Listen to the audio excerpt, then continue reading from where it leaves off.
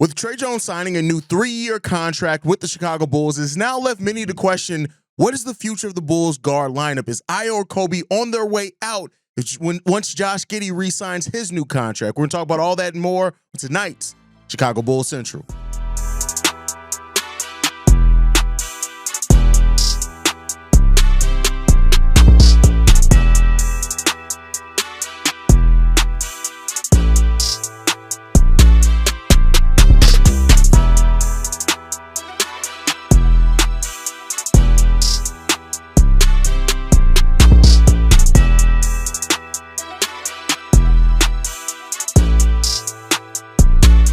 What's going on, Bulls fans? Welcome to another episode of Chicago Bulls Central, your number one spot for everything Chicago Bulls related. I'm the host there, Haize, but more importantly, you guys can follow the channel at Bulls Central Pod on every social media platform we happen to be on. With that said, let's go and get into this content for today. So most Bulls fans should know by now that Trey Jones signed a new 3-year, $24 million deal to stay with the Chicago Bulls, giving him an annual average salary of $8 million per year. This is a player that once Lonzo Ball was moved, that, a lot of people wanted to see the Chicago Bulls re-sign. So now with the Lonzo Ball signing, that basically means that Isaac Okoro and Trey Jones are both players that you were able to retain because Lonzo is no longer here. And we've already gone over the numbers. Trey Jones is a solid point guard. His ability to play between Josh Giddey and Coby White, play with either one of those guys, as well as run the offense without turning it over and being a decent enough scorer for his position as well, for his role as well. It's a really good signing for the Chicago Bulls. But naturally, it's left a lot of questions to be made. Now, there have been quite a bit of rumors surrounding the Chicago Bulls now from some Chicago pundits, some outside of Chicago, that with the Bulls now re-signing Trey Jones and Josh Giddey expected to re-sign, that is going to leave the Bulls to have to move one of their guards. The Bulls also now are back where they were last year at 14 guaranteed contracts. If Josh Giddey signs, that leaves you at 15 all guaranteed contracts, meaning you do not have the flexibility to move off of any guys, to waive any guys. You'd have to buy them out or eat the value of their contract, waive and stretch, something like that. So it's left a lot of conversation. Is Ayo Dosunmu, Coby White, is one of these guys now on the chopping block for the Chicago Bulls? And I have a bit of a different view. I want to be clear here, right? I'll get into the what's being reported, and then I'll get into my view. So what's being reported by, like I said, some inside pundits, some outside, is that one of Ayo Dosunmu or Coby White is going to be on the move. And it's common thought now, with, of course, having that many guards, that one of the guys is going to be gone, and the Chicago Bulls are going to move that. But for what right now, right? Whether there's draft compensation in the future, whether there's another future young asset, some future salary cap relief. And this is kind of all precedented by the fact that Coby and Ayo are both unrestricted free agents at the end of the season. Neither one of them are likely to sign an early contract extension because of the more money that they can both get by going into unrestricted free agency, which leaves the Bulls at a place to where they risk losing two valuable players to their team, and both could walk away for absolutely nothing, even though the Chicago Bulls will have the bird rights on those guys to be able to re-sign them for as much money as they can make anywhere else, and also go over the cap to be able to do so. And the Bulls have a lot of cap money next year as well. But that's now the thought, is that which one of these guys can be on the move? Casey Johnson said the chatter that he's heard more around Ayo Dosunmu's name than Coby White's with the people that he's talked to, and it is what it is when it comes down to that. But with Josh Giddey not signing yet on day one of free agency, which is, I will say this, a little bit different for the Chicago Bulls, right? Like, if you look at what the situation is now for the Bulls, by the Bulls waiting and not doing what they did with P. Will, hell, even with Coby and with Ayo, and even with Nikola Vucevic, by not waiting, we're not signing them before free agency officially opens, the Bulls have now put themselves in a situation that a lot of Bulls fans were calling for. The Brooklyn Nets, the biggest threat to sign away Josh Giddey with the most cap space out on the market, are now down after their first day of free agency, down to $18 million roughly in cap space. That's not enough to re-sign Josh Giddey based off what it's reported that he does want. So they can get to $25 million by waiving some other contracts, things like that. So that's still the team that still has the biggest chance, right, as far as having open cap space. So what the Bulls' first order of business is now to re-sign Josh Giddey, right? And that money that they re-sign Josh Giddey to, whether they try to now actually negotiate and get it to around $25, $26 million, maybe they split the difference at 27. We'll talk about that a little bit tomorrow on tomorrow's full episode on what the future is going to hold for Josh Giddey and his contract. But the Bulls actually may be doing some negotiating here. And that negotiating, I don't know how much, they only have so much to hold over Josh Giddey's head. Really, it comes down to there's not that many teams to offer him any money, so the Bulls can come and say, listen, this is what's out there on the market. We're willing to give you a little bit more than that, but it's not going to be $30 million. And we'll see. I've been somebody that thinks that Josh Giddey was going to get the $30 million, but now looking at how this all shook out, maybe not. Now, I've said before, that's not always how negotiations go. Josh Giddey and his agency could come and say, this is the value that we hold here. We're already not asking for our max. So because of that, we're going to hold firm to it. And then it could leave in a situation where maybe it gets a little weird. I doubt it, but maybe it does, right? But then the next thing in the order of business is Coby White, Ayo Dosunmu. Now, here's my thought process on it, right? Looking at the Chicago Bulls roster, people say, well, the Bulls have too many guards. This may be the first year where the Bulls have the most balance on their roster, right? Out of just straightforward guards, Josh Giddey, Coby White, Tre Jones. Those are the three players that they're all basically just going to play guard. Yes, Coby White has played small forward in some lineups, but the majority of their minutes is going to be guard. You have Ayo Dosunmu, who's a 2/3. You got Modest Buzelis, who's a 3/4. You got Isaac Okoro, who's a 2-3 or 4. You got Kevin Huerter, 2 or 3. You got Patrick Williams on the bench, 3 or 4. You got Dalen Terry, 2-3.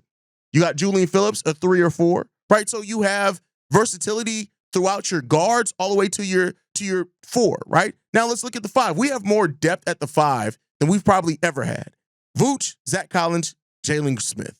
And I don't care what anybody's getting typed. Oh my God, Jalen isn't a center. Jalen has played 90% of his total NBA minutes at center. He's a center. You have that, right? So now you have that, center. The Bulls have more actual depth of players that can actually play, right? There are times, of course, we had Tony Bradley, but Tony Bradley sucked. Shout out to him for getting minutes in the NBA Finals.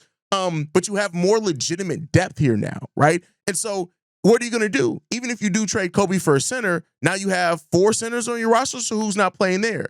If you trade Coby White for a forward, now you have, listen, I didn't even mention Noah Essengay in what I just said there in the forwards, so there you go on that one, right? So what are you doing there if that ends up being the case? So the argument that the Bulls have to do something for their glut at guard, I just can't follow that because we have balance and depth at just about every position. Now, we could talk about the quality of that depth, right, and how we feel about that depth, but at the end of the day, we know it's not that Billy Donovan is not going to play Nikola Vucevic.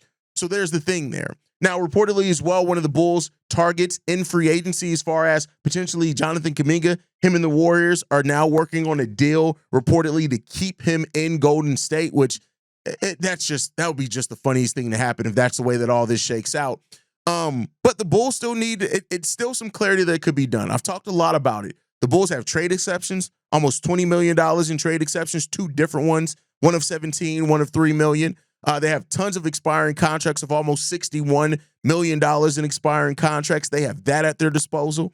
And so the Bulls have the mid-level exception. They were able to re-sign Tre Jones with bird rights, which means it still maintain their full mid-level exception. They still have that. The Bulls have assets right now, and this is something that I've said a lot over the last couple of days. They have assets to make moves happen. Now, how aggressive do they want to get at that? That's the question here. And as I've said to you guys before, and I know that we're going to see it, the comments, as we saw it earlier. Oh my God, why would we talk about trading Coby White? That's stupid. Listen, if you guys finally want, for those that complain that the Bulls don't make moves to value picks, guess what? You're not getting picks back for Patrick Williams. You're probably not getting picks back that are of value for Nikola Vucevic. So that means that if you want things back of value, right, you have to trade your good players. And the Bulls sit right now where they do have depth at every position of where you can start willing and dealing. Now, will they? That's the question that it all comes down to here. I don't really have a good feel on what it is because as much as I could talk about us having depth at every position, us having a glut of whatever position, this is Arturas Karnisovas that we're talking about. A GM that has never been afraid to run his team lopsided when it comes to position balance, right? So because of that, we can talk about all the logic in the world as far as what goes where and all this and how it pieces together. But unfortunately, as long as AK is running this team, it could really go any direction possible. So because of that, we just got to keep our eyes up. But the biggest questions now facing the Chicago Bulls remaining with after day one of free agency is A, what's going on with Josh Giddey's contract? Where's that coming in at next? Like, is that close? Are they far apart on the deal? Are they negotiating? What's going on with that? We shall see. And then are there any moves coming to help this team? The Isaac Okoro move, people look at and say it was a punt. I'll give you that. Whatever you want to view it as, I'll give you that. But with all the assets that we just named that the Bulls have, is AK ready to get busy? Now, some could say that a lot of the moves to be done may have already been done on day one. Between that and the moves and trades that we saw leading into it, there have been a lot of moves that happened over the last couple of days.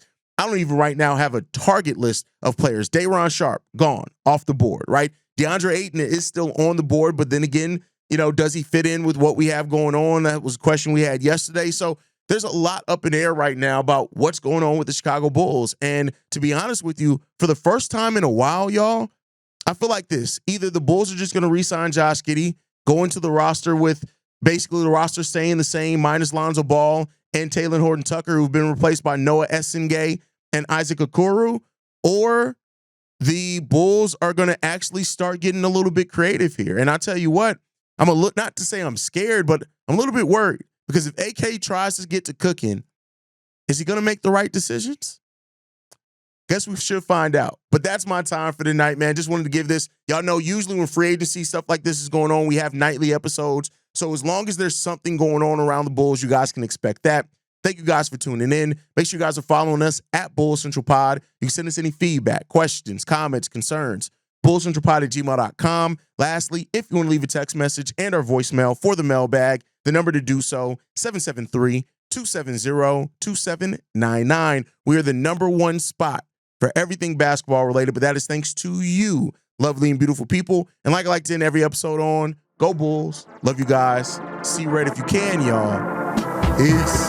This has been a presentation of the Break Media.